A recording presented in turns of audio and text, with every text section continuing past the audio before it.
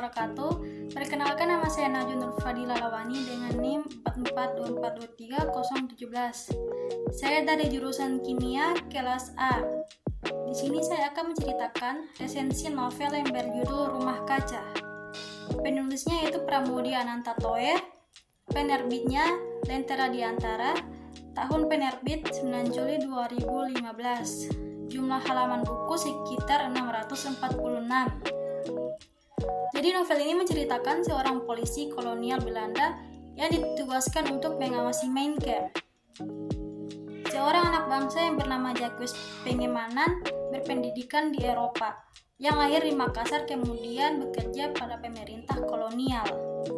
Kisah hidupnya berawal dari dirinya sebagai yatim piatu yang kemudian diangkat anak oleh Tuan de China, seorang apoteker yang berkebangsaan Prancis. Saat diangkat menjadi anak oleh seorang apoteker tersebut, dia sempat mengecap pendidikan Eropa sebelum akhirnya kembali ke India dan bekerja sebagai polisi negeri.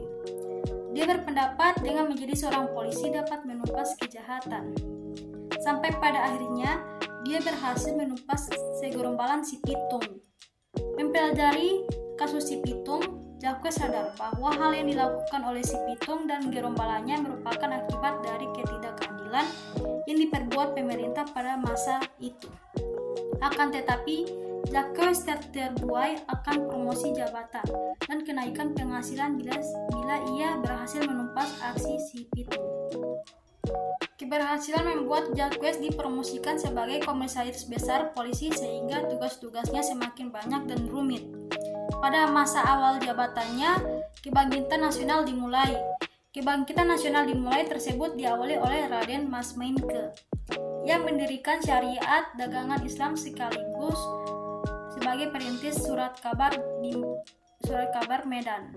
Karena sikap Meinke yang kritis terhadap pemerintah kolonial dalam tulisan-tulisannya di Medan, menyebabkan Gubernur Jenderal Hindia Belanda saat itu, Edenbroek, menganggapnya sebagai ancaman. Jacques Pengemanan pun ditugaskan untuk membuat laporan penelitian tentang hasil tulisan-tulisan Meinke, serta membuat rekomendasi tindakan yang semestinya diambil terhadap Meinke. Tugas berikutnya yang harus dilakukan Jacques Pengemanan yaitu mengasingkan Meinke ke Maluku. Seperti sebelumnya, Jacques Pengemanan juga dijanjikan promosi pangkat. Ia juga diberikan membuat syarikat dagangan Islam yang merupakan hasil pikiran Meinke yang telah diganti nama menjadi Syarikat Islam Lumpuh. Jacques Pengemanan mengadu domba penduduk pribumi dengan pedagang-pedagang Tionghoa di daerah Jawa. Hal itulah yang membuat bangsa pribumi terpecah belah, yakni Syarikat Islam dan non-Syarikat Islam. Syarikat Islam pun ditonjolkan dengan menjadi wadah internasional sehingga membuat masyarakat kurang bersimpati. Setelah berhasil melumpuhkan Syarikat Islam, mulai banyak bermunculan organisasi-organisasi lainnya seperti Jong Java, Jong Sumateran Bon, Rukun Minahasa, dan lain-lain. Tugas yang dibebankan pada Jacques Pengemanan pun kian menjadi-jadi.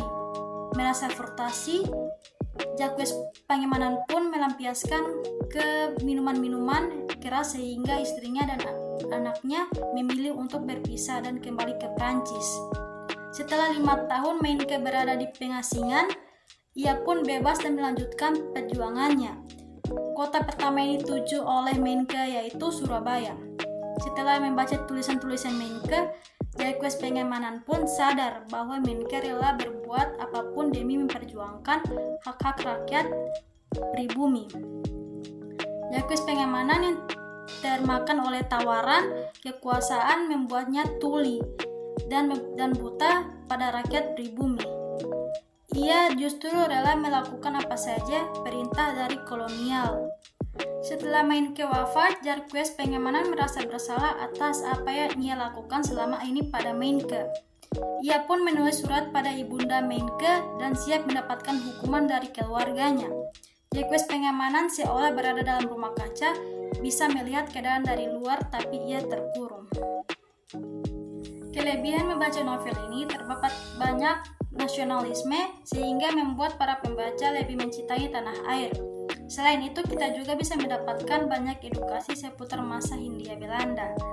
Sosok Menke dalam cerita ini juga menjadi salah satu inspiratif lantaran memiliki komitmen dan pendirian teguh.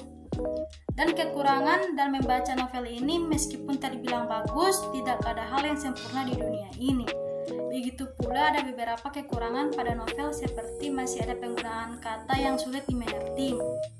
Selain itu, alur cerita yang disajikan juga cukup berat sehingga butuh pemahaman yang ekstra. Cover dari novel Rumah Kaca ini kurang menarik juga. Kepopulerannya didukung lantaran nama Pramudia Ananta Toer yang sudah terkenal sebagai sastrawan Indonesia.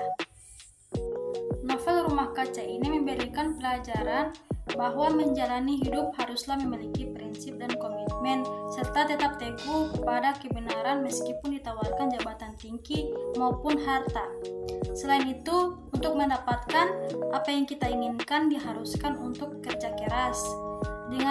Jangan pantang menyerah hanya karena beberapa hambatan. Sekian dari saya. Wassalamualaikum warahmatullahi wabarakatuh.